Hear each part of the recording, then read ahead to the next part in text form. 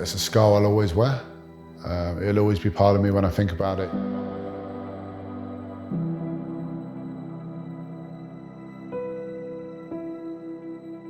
Ex-England captain Chris Robshaw boasts 66 caps for his country in the white jersey, 43 as captain, a record for England in the professional era.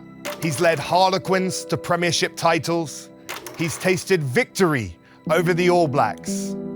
But sadly, when most people hear the name Robshaw, they think of the failed 2015 Rugby World Cup campaign with England. Out of the competition. What's next for Chris? It's time to find out. I want to start this interview at the beginning of the journey. Can you take us back to the beginning of your rugby journey and where it all started? Yep. I mean, I've been playing rugby from as long as I can remember, since I was yay high. And I loved it. I played all sports as a kid. And as I was a big kid, and as I got a little bit bigger, I probably got a bit more suited to rugby, like a lot of us do, and maybe not as skillful to go into other sports, in honesty. But look, I loved it. My friends played. And it gave me confidence. I was extremely dyslexic as a kid. I was quite a shy kid, actually.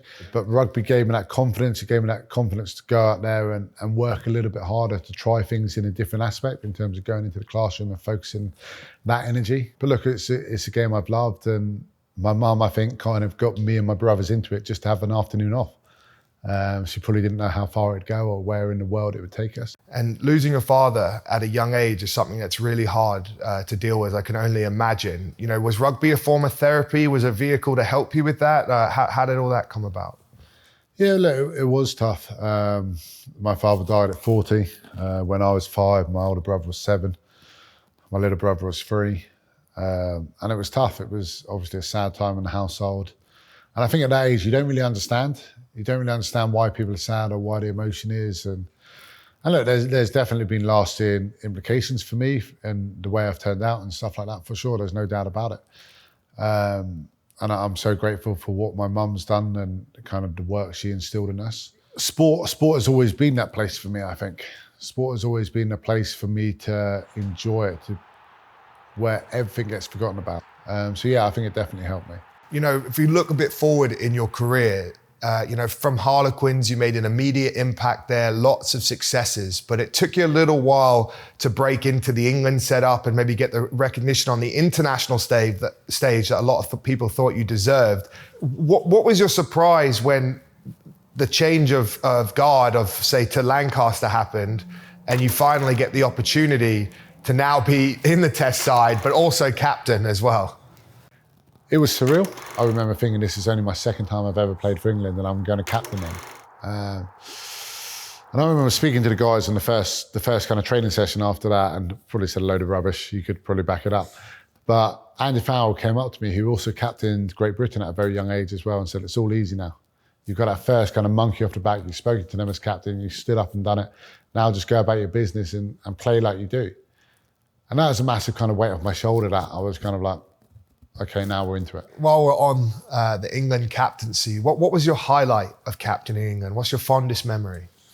I mean, people think about kind of beating the All Blacks back in 2012, and we've got Mar Nonu here.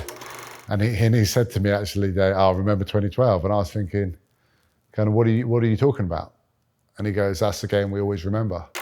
And he's like, we don't remember the World Cups, we don't remember this, we remember that defeat. And that's what's helped spur them on and helped get them to where they got to in the end. Now I've asked you your favourite memory of England captain. I feel like I probably have to get on to your least favourite memory or experiences, which is the 2015 World Cup and England's disappointing performance at that. When you look at that experience, you know, how did you feel going into the World Cup? What were the expectations on the side? You know, what was your mindset at that time? Yeah, look, the 2015 World Cup for me is, look, it's a scar I'll always wear. It'll always be part of me when I think about it. It does, it brings me shame. But with that World Cup, it's some of the proudest moments of my career and of my life. And it's probably the deepest, darkest moments of my career and of certainly a big part of my life. we were confident in ourselves, we were confident in the game plan we had, the structure we had, all that kind of stuff. We won that first game, then we go into the Wales game, which we always knew was going to be a grudge and a big kind of battle. And we were, whatever it was, 10 points up with probably 10 minutes to go or something. All of a sudden we're 3 points down in the last couple of minutes. And I had a decision to make. Unfortunately, the decision didn't go well. And they go for the corner. England go for the corner. They go for the win.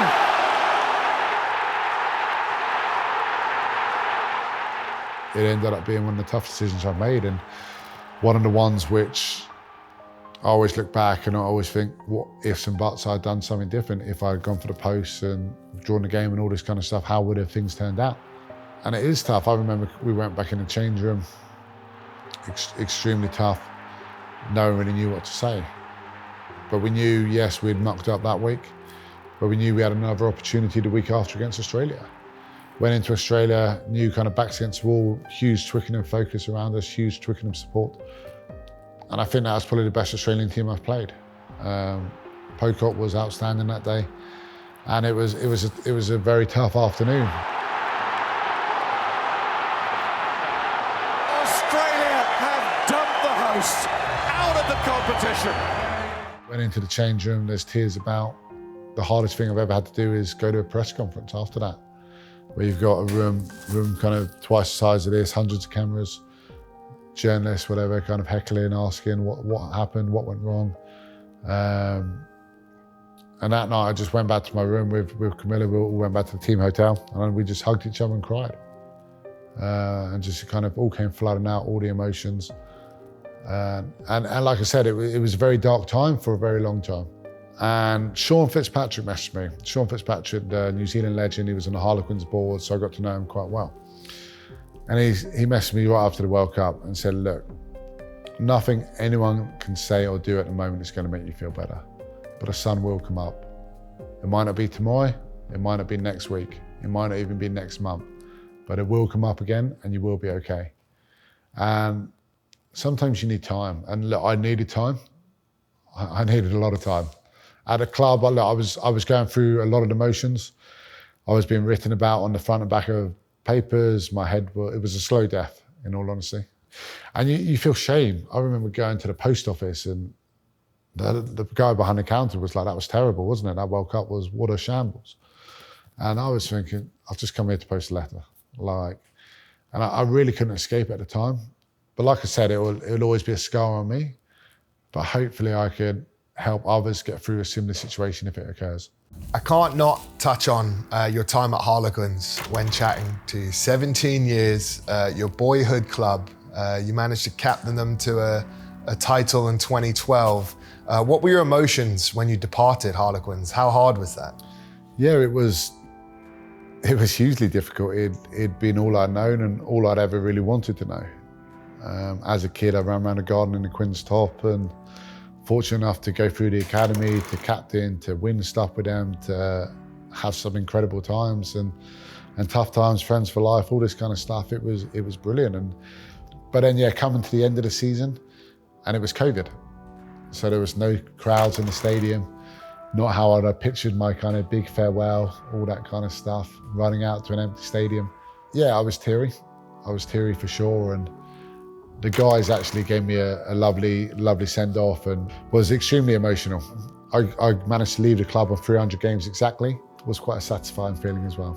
All right, we're finally up to present day Chris Robshaw, and let's talk a little bit about the move to San Diego, playing for San Diego Legion in the MLR.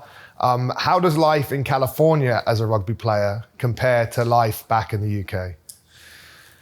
Yeah, look, firstly, probably the reason for kind of exploring this option and kind of coming over this way. And for me, like I said, we touched on leaving Quins, and I wasn't quite ready to retire. And I knew I kind of wanted to continue to play. I wasn't ready to kind of go into coaching or anything like that. Yeah, I was still enjoying it and I still felt I had a lot to give.